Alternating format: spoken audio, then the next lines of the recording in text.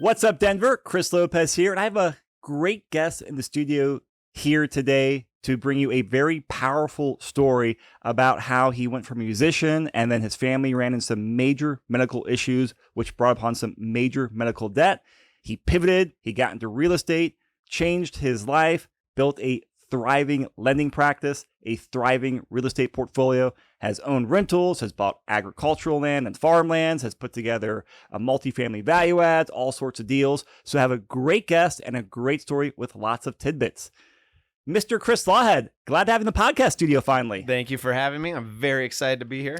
I am too. So, we've really gotten to know each other, throughout 2023, and we have just been synergistic, been on the same page. And the more I get to know your story, the more I get to know your investments, the more I get to know the way you're wired. I'm like, wow, I got to talk to this guy more, and more people have to hear what you've been up to. So let's start off with, kind of the catalyst for you getting into real estate investing. You have a very powerful story, which some people can relate to. Sure. I went broke. I went more than broke. I went deep. I should say my wife and I went deep into medical debt after she was diagnosed with Crohn's disease. And I don't know if anybody knows about Crohn's disease. It is rough. And this was Affordable Care Act. And so she was dropped from insurance. And, I made a goal of taking her to the best medical care I could find. Turns out that's incredibly expensive. And I found myself, we found ourselves in debt, significant debt. I mean, hundreds of thousands of dollars in debt, enough that I considered bankruptcy. Thank God that as a musician, I had bought a few houses. So we had those few houses. Those were our anchors. But it was quite clear at the end of my music career that I wasn't going to make enough money to get out of this debt. It wasn't going to happen. And so I had to pivot, and I had to pivot hard. And I won't pretend that pivot was gentle. I won't pretend that I handled it with grace. It was rough. But I did my homework. I found out, at first I thought, hey, I'll go be an engineer and I can do math and let's just do that. But I'm not built for that. And I realized that most millionaires are built through real estate in the United States.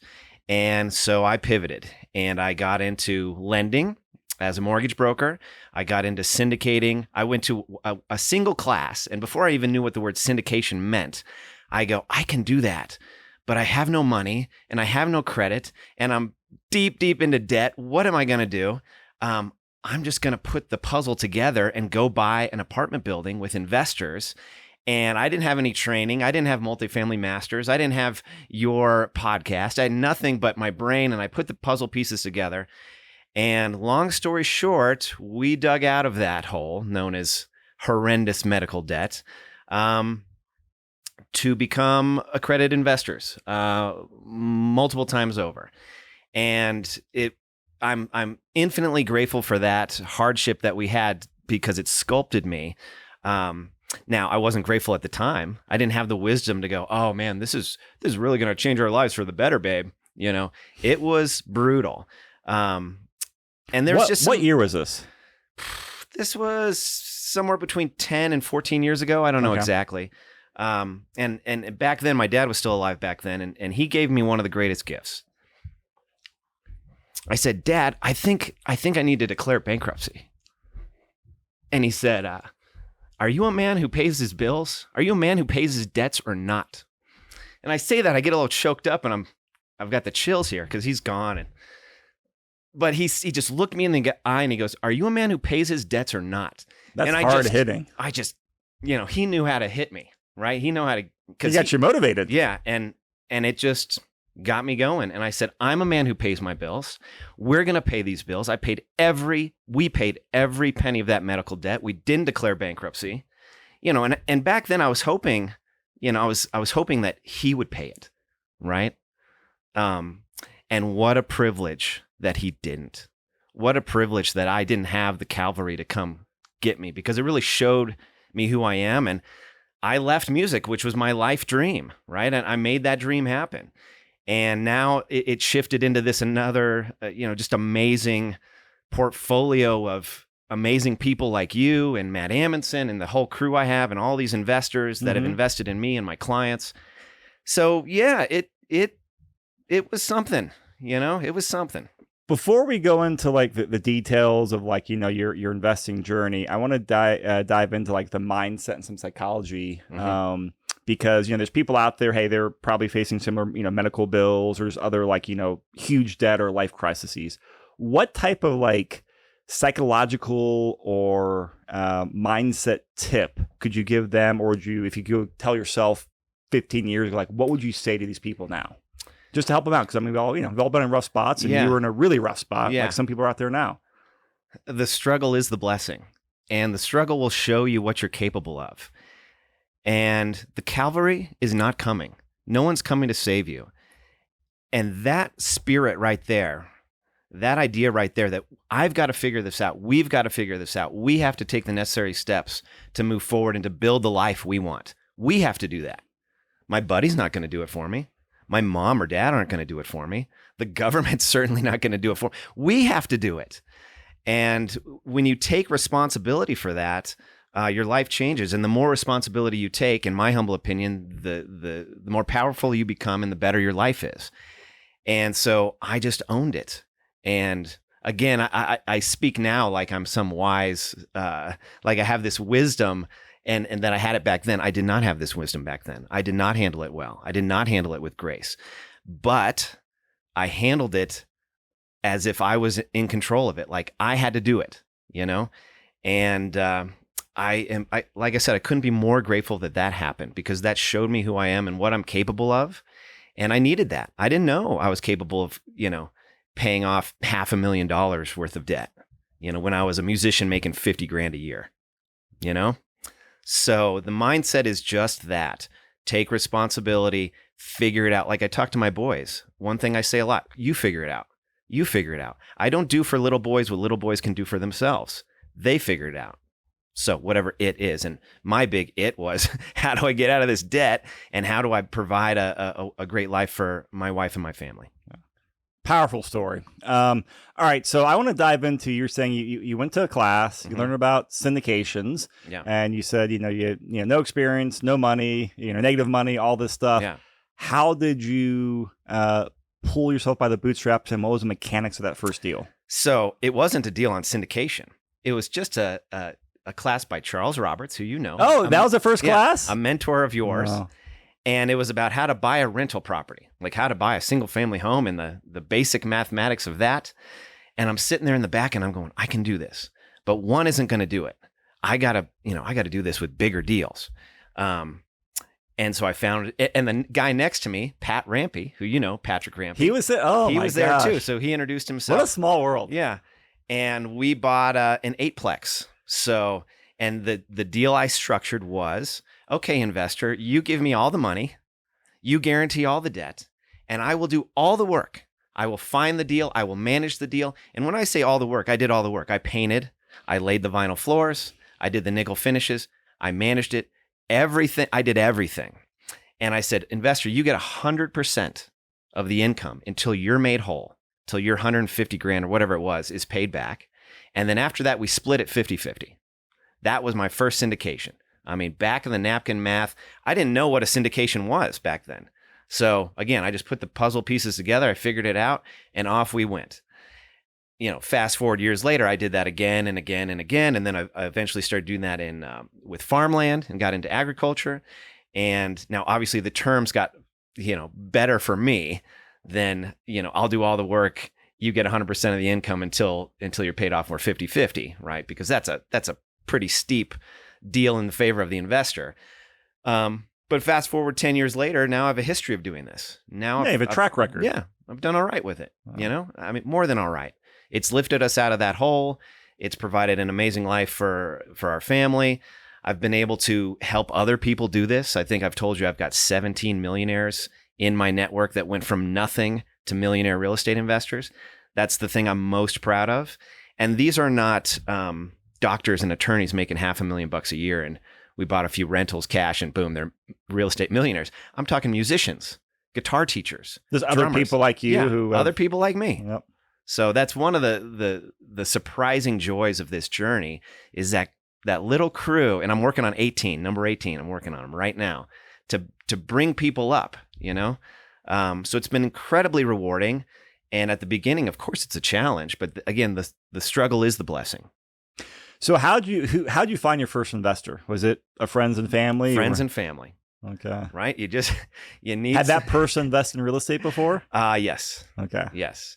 And that's why they were so excited about my deal, right? I mean, nobody's offering that deal these days, right? No, they're not. So, but at the time, that was what you do to get on there, and look where it took you. I had no track record. I had no history. I needed one person to believe in me. So I kind of, as we talk about your journey here, Chris, I know you've done a bunch of real estate investing deals. I also know you built a professional career as a lender. Yes. And let's talk about your lending practice for a little bit, because I know a lot of people, as they get into real estate, either through some type of life crisis like you had, or just a career change, they want to do what you do. They want to get into investing, and they want to have a career in real estate as well. And so you have done that roadmap. So let's talk about the career side. First off, why lending? Well, I stumbled into it. A good friend from high school started the largest independent wholesale mortgage brokerage shop in Colorado called Excel Financial. So his name is Brian Emmett. We were on the golf team together at Littleton High School. And I like I told you, I went back to school. I'm like, I'll just be an engineer. I can do math. And he's like, you should consider this. You should look at this loan business. And I had gotten my loans for the first 2 properties I had purchased through him. And I shopped him. I shopped him hard. And he is sharp. His numbers are great. And he said, okay, I'll let you come on board. But he had seen so much attrition. He had seen so many people come on board and not last. Just as LOs? Yeah, just as loan officers, that he didn't give me much attention, right? And after I got my license, I brought my first deal in 10 hours after I got my license live. I did a Facebook post, boom, I got a loan. And I was in hustle mode. I was $500,000 in debt. So I was motivated, right? And I went bonkers with it. I went bonkers with the syndications. I went bonkers with the lending. How much value can I provide? How many people can I help? What can I do to help you? Do you need something painted? Do you need an introduction to a general contractor? What do you need? And within a year, Brian and I decided that it was best that we partnered, 50-50 partnership. Because at first, he was going to help me do the loan. I'd take 20%. He'd help me learn a little more. I'd take 30%. A little more. I'd take 40%. And then he just saw my hustle, and which is kind of the secret to life, right? Is hustle. After a year, we became 50-50 partners in a team at Excel Financial Group, and we've had that team and continue to run that team to this day. So I'm so grateful for all the people that have come into my life, and he's a huge part of that. He showed me the ropes of lending, of managing 60 lenders in a pipeline, making them compete, dealing with outside lending, just a crash course from an expert like him was incredibly valuable, and I can't thank him enough.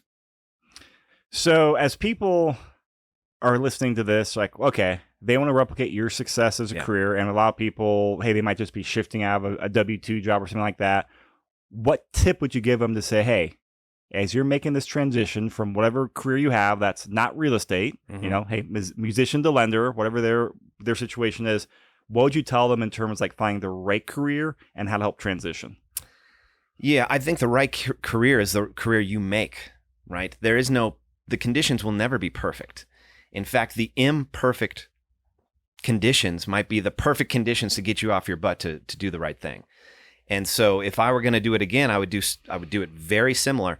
I would pick an agent, a title rep, a loan officer, some professional in real estate. So you're always touching real estate. So you're getting those repetitions. I mean, I worked with mostly investors as a lender. So I got so many repetitions as an investing lender. I looked at these deals. I analyzed these deals. I underwrote these deals. So I would pick one, and I would go hard in the paint in terms of investing. I'd go hard in the paint with whatever career you chose, to be an agent, to be a lender, title rep, whatever, and help as many people as possible. I know people say this, but I promise you, if you help as many people as you can in real estate for 3 years, you will have deals and pipeline and clients to last your lifetime. Just do that. I totally agree. One thing I want to highlight too, that's a great tip for anyone out there, whether you're doing a deal or getting a career, is you really leaned into your network. I mean, I think it was very serendipitous that Brian was, hey, he'd started a lending practice and you guys were high school buddies. Yep. Well, that's a big thing too. If you've got someone that's already, that you're close with, that you respect and know good character, they have some traction, there's a good relationship there. Yep. I mean, that relationship is a huge thing to lean into. So out there, if you have that type of connection, lean into it. If you don't, go out there and start making those connections. You're exactly right. And I didn't know that I was spending my life, I'm an honest person and I'm nice. And being honest and nice sounds so simple, but it pays dividends for your whole life. So I didn't know I was in high school planting the seeds of being a lending partner with this guy, when we're on the golf course and I'm offering words of encouragement, or we're joking around, he's making fun of me, I'm making fun of him. We're just, being friends. I had no idea we were building this relationship that would go on to thrive in a lending practice 20 years later. So you're always building that network, right? You're always trying to lift others up, and they remember that, right? And I remember the people who lifted me up, and I'm in their debt forever. So you want to build a network, be of service. It's that simple. That is great advice. All right, I want to pivot back here because something that I'm at the tip of the iceberg with you on this discussion, but you've done a lot in the world of agriculture, and that's a world I don't know anything about. And we've had some conversations here and there, and we talked about it. Talk about how you got into agriculture and just kind of fill me in and other people out there. Like, what does the world of agricultural investing look like? Yeah, so through my multifamily syndications, I partnered with some old friends. And some old friends had a partner. His name's Bo James, and he's a big-time farmland investor, and he's a Boise City farm boy. And he's a great guy, very smart. I can't say enough good things about him. And I'm going, you have 40,000 acres. What's that look like? And we started talking, and I started to get interested in it. And long story short, I again partnered with the right people, smart, honest, full of integrity, and we bought a farm. And then we bought another farm. And I guess before that, my mom's side of the family is West Texas farm folk. We still have the family farm, but I had no real involvement in that. I never worked the farm. It's just a farm that is rented out. So you didn't grow up on a farm? I did not grow up on the farm. I grew up in the suburbs. But through this multifamily deal we did in Texas, I connected with a partner that's an excellent farm operator. He got me excited about it.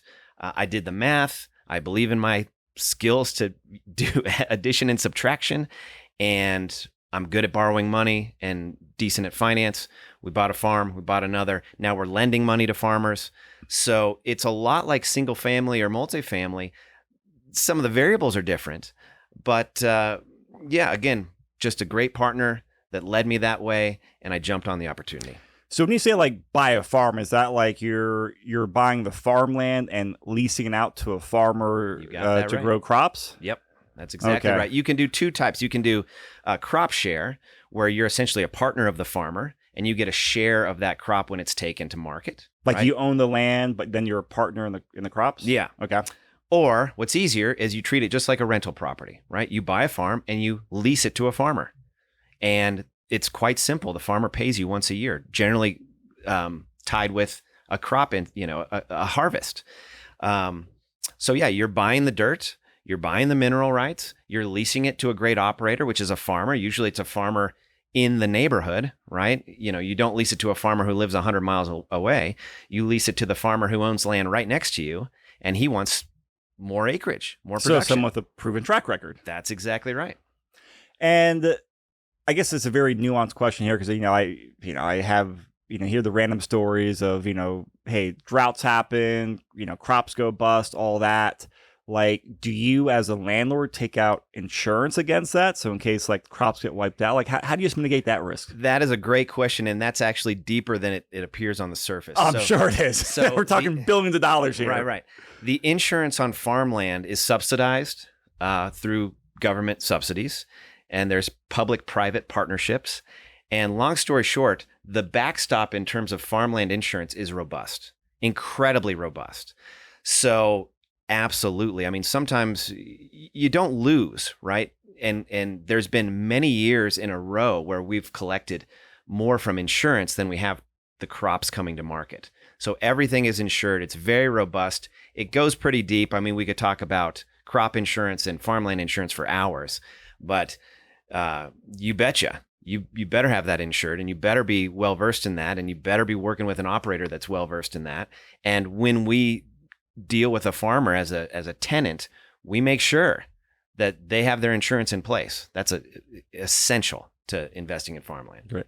Well, I've got like 100 more questions on ag investing. I'm going to just pause that right now so I don't totally derail the podcast on here out of my rabbit hole. But as I've mentioned, this other people, a lot of people have interest on there. So we have some rough plans so people know out there to do some more in-depth, like a webinar or two on agriculture investing. Just, hey, how do you underwrite it? How does it work? How the heck does insurance work on there? Yeah. And you also got some, you have recently started working on an agricultural debt fund that you have launched, lending money on there. That's actually another project we're looking at to where we can help get investors investing in that as limited partners so they can get some exposure to agricultural investing as well. So if you guys have interest in that, email me, email Lawhead, we'll put you on that list. But quarter 4, we're hoping to do a lot more education on there and hopefully put together some deals because I've been fascinated by it. Mm-hmm. And, one of my rules of thumb is like, 2 things. Hey, look for the trends and the opportunities. And obviously, ag and crops are not going away anytime soon. But same thing you do. Always look for people that are smarter, better, more experienced than I am. Like, cool, I'm not good at this, but you're 100 times better at this than I am. I'm going to talk to you and give you my check to go invest with you or do what you're doing. So we'll do a lot more in this because it's fun. All right. So pivoting back to your story here, you got into ag investing how many years ago? Would you say? Not too long ago. Call it 4 years ago. I assume. So recently, and so you're doing this. You're doing ag investing. You are doing your lending practice, and you're also still doing some multifamily syndications, right? Well, I pivoted from multifamily syndications because I've met top tier operators that are simply better at it than me. So I've pivoted to working at private equity funds, and which is how I know you, right? I started at Ironton Capital as the head of their investor relations team. And then I came on to Property Llama Capital as the head of their investor relations team.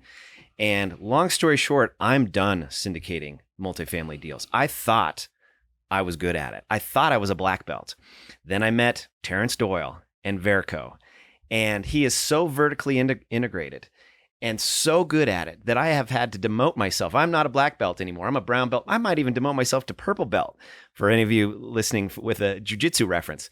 Long story short, there's people better at it than me, and they are better at stewarding my capital than I am in that space. So now what do? I'm exiting rental properties, and I'm putting that capital in these private equity funds focused in multifamily real estate operated by top tier guys, top tier companies. So the days of me syndicating deals are done.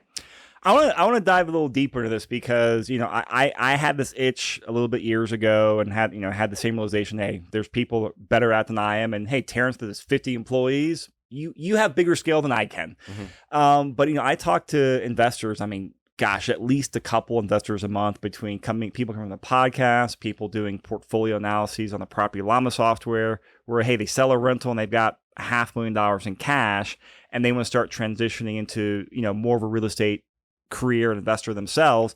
And a lot of them want to go out there and do what you did, go out there and syndicate a deal, meaning, hey, they go find the deal, they run the deal, they bring in a few investors.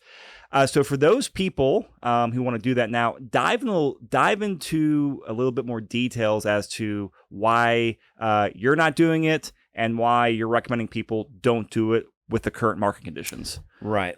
So listen, when you sponsor a deal, when you sponsor a multifamily, you're going to go buy an apartment building. You're going to get the loan, which is a headache and a big deal. You're going to guarantee that debt. You're going to personally guarantee that loan, which puts your personal assets at exposed, it's exposed. Getting a commercial loan right now as someone that's never owned a commercial multifamily is, I don't want to say 0%, but it's really darn close to 0% right now. Right. Without someone else co-signing who has experience. Exactly. Good luck. Most likely you're not going to do that right now. You're not going to guarantee, $2 million worth of debt on an apartment building if you've never done it. And we're talking commercial, so 5+ units is kind of what we're talking about here. Yeah, exactly. So, if you want to sponsor a deal, it's not passive. You and I both know this. You're going to manage the manager. You're going to manage the rehabs. You're going to manage the subs. You're going to have to deal with the boiler guy. You're going to have to deal with the chiller. You're going to have to deal with the flooring, the painter, on and on and on. And just the subs alone is a huge, huge endeavor, right? And then, of course, you're guaranteeing the debt, getting the loan, and then working with your investors. So you have this really big monster that you're dealing with. And, with the options available, you can now take that same capital, place it in a fund like Verco, right, run by Terrence Doyle, and do as good, if not better. And I really think he can do better with my money than I can. So why go through all that headache when I don't have to? It's literally hitting the easy button. Of course, if you're a accredited investor and you have to vet these deals, you have to do your math, you have to do your research. And the conclusion I've come to is somebody else is better at this than me, and I know who they are. Yeah, I mean, right now it comes down to who has scale and who has 10,000 hours worth of experience in that niche. And, advice, I started investing in syndication. Actually, my first one with Terrence, I don't know, 3 years ago, I want to say. And again, this was when I was like, I want to do more of these deals myself. They're sexy. The numbers just start getting a lot more zeros behind them. Yeah. And as I researched and I talked to a lot of people, a lot of people said, hey, just invest in a deal to yourself. Just kind of like, hey, you're a limited partner. You're an LP. Sit on the sidelines. You get to look over the shoulder so you get exposure to it. And so I was like, hey, that makes complete sense. Mm-hmm. I'll write a check into there and start, learning about it. And then the same thing as I started learning more about it, I was like, wow, I would rather just keep investing versus doing it myself. So anyone out there that is in that spot in their life or their career, I'm going to volunteer you, Chris.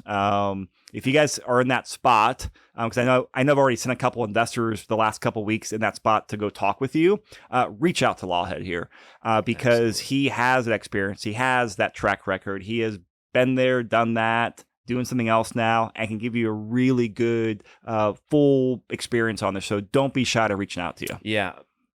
What he said, don't be shy. I'm happy to help. And I still believe in the service first, right? If you can be of service in whatever industry you're in and do that as much as you possibly can, you're going to be fine. You're going to be more than fine. You're going to be great. So me being of service is in my best interest as well. And I just love helping, Well, plus it all just comes down, like I said, you have service, you network. I mean, that's how you put deals together. That's how you build relationships. That's how you create opportunities. So definitely reach out to Lawhead here. And I think he's a tacos for lunch type of guy. I am. So you might grab some tacos with Lawhead here at some point and talk investing in syndications.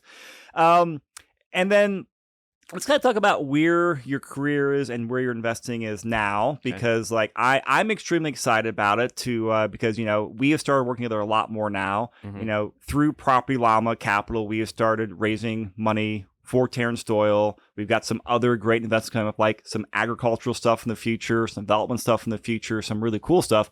And you're a very big part of that. And I have the same philosophy. When I meet someone that's, better at certain things than I am, or, is great at this, hey, let's work together and figure it out. So I know you have made a lot of changes in your career and your investing strategies now. Kind of fill us in on what you're doing now and fill into not only what you're doing, but how that fits into the current landscape of this higher interest rate environment as well. Yeah. So a very loaded question, but there's a lot there to unpack. First, like I said, I'm done syndicating deals. Second, I've come on these teams and now I've settled with Property Llama Capital, which I'm just simply honored to be on that team. It's a team of wonderful human beings, very smart, and I'm the head of investor relations there. So what do? We explain, educate, and help people understand what these private equity funds do, the structure, the numbers, why not, if it's a good fit, why it might not be a good fit. That's my thing. And it's just the evolution of being a real estate investor, right? You start off with a house, you do a house hack, and then maybe you get a duplex, and maybe you get a fourplex.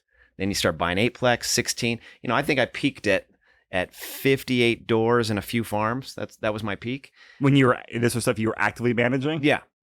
And now I've backed way off it.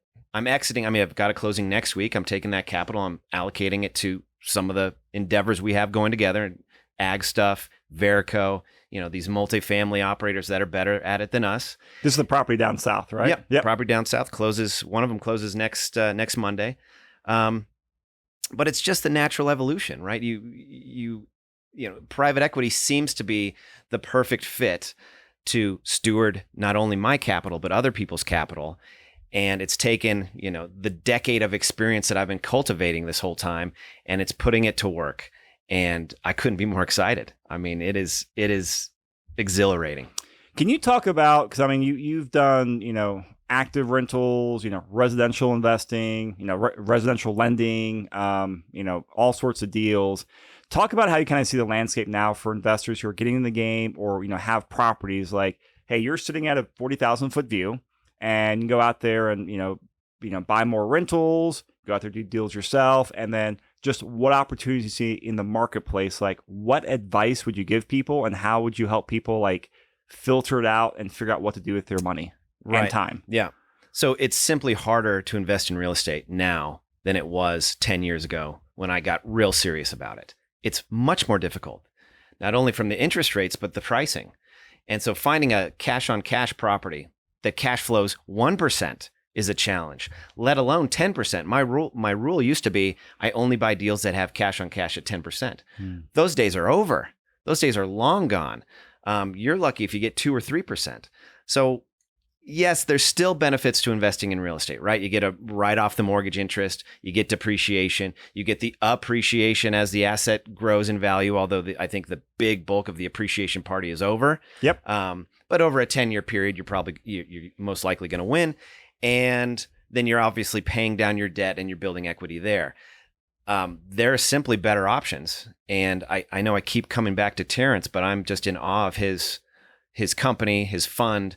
Well, you got to walk a bunch of his properties. I did a month or so ago. I've got to talk to him in person, walk his properties. I know he's got the boiler guy on staff. And as somebody who's been held upside down and shooken for every penny I have in my pockets by a boiler guy, I'm a little jealous that he's got the boiler guy on staff. So I think that's the biggest opportunity we see right now is these top tier operators offering these funds to accredited investors. So if you can put $100,000 into a Verico, that, at least for me and my money, that's a better place to go. And so that's where I'm going. And that's another thing I love about Property Llama Capital is we're all doing what we're talking about. You're investing in it. I'm investing in it. Amundsen's investing in it. I'm listing a property today to sell to invest in it. So we're in alignment there. We see that. And we also can acknowledge that we're not as good as Terrence. We're not as good as some of these top tier operators, or in terms of farmland, we're not as good as Bo. Bo's better. Yeah. Right. I'd rather give Bo my money for farmland. I'd rather give Terrence my money for multifamily. And I need to set my ego aside, demote myself, right, to a brown or purple belt and thrive. Right. And you got to be humble here. And you got to say, listen, I know your ego says, oh, I can do this. These guys did it. Well, a lot of people were doing this 10 years ago, 20 years ago, and it was simply easier. Different interest rate environment, different pricing environment. And so there's always opportunity, and we've found them. Yeah, and that's you ride the trend. That's right. And the trends are where you're at. So, okay, a lot of these deals you're talking about are only, for accredited investors. So people who make, $200,000-$300,000 a year, $1 million net worth. It may change a year or so if the SEC if that bill gets approved by Congress, but right now it's not. So what advice would you give to people? We have a lot of people listening who are starting their career who are not accredited investors. They might be house hackers, or they're a busy professional but not at that threshold yet. What advice would you give those investors on the best areas to focus on real estate right now? I think you need to own your own home. You have to own your own house. And I know you've got guys like Grant Cardone saying, oh, just rent everything, rent. You build equity owning a house, right? You have tax write-offs. I'm not a CPA. Don't take anything I say as tax advice. But generally, most people write off mortgage interest and take depreciation.